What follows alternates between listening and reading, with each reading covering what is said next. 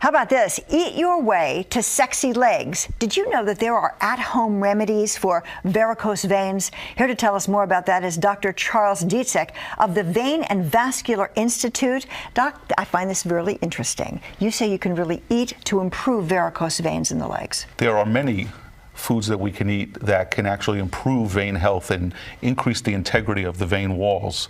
And so we can begin with this over here that you brought in. We have cherries and blueberries, and I would never imagine that that would help your legs. Well, anything that's purple, blue, or red.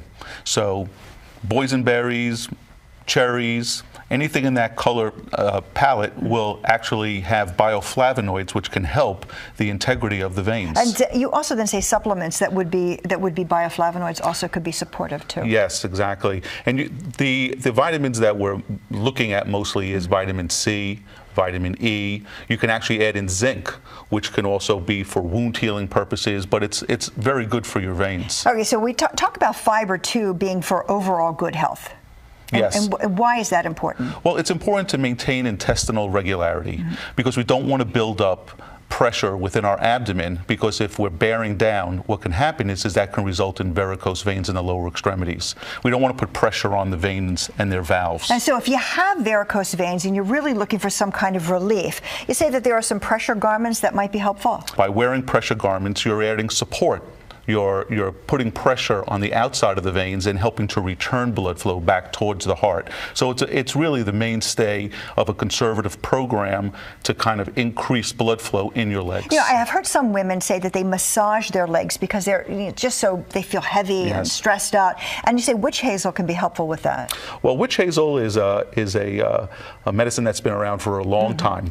You can apply this topically, and by doing so, it's like an astringent. It helps the veins to increase their tone, and if we can decrease the size of the veins, then we can lessen the symptoms. So this is something towards the end of the day you could apply. There are multiple different natural remedies. Probably the two that are best well known is the horse chestnut seed and also butcher's broom. These two have been around for hundreds of years, and they're derived from plants.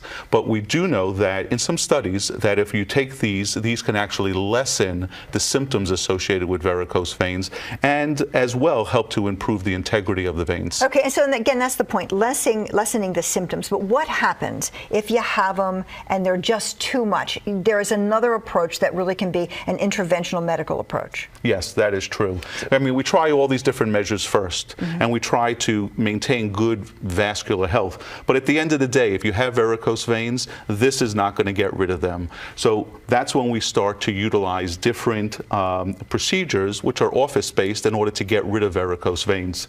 And this is one of the procedures that we use, which is the Benefit procedure, where we can actually put a catheter into a vein and have that vein close and seal up, so it's no longer going to be a problem. Let's take a look at a before and after picture, because we see that there really is an improvement so that really is significant, and that took about 15 minutes to do? Well, the underlying problem, the veins not working properly, that was the procedure, the Benefit procedure.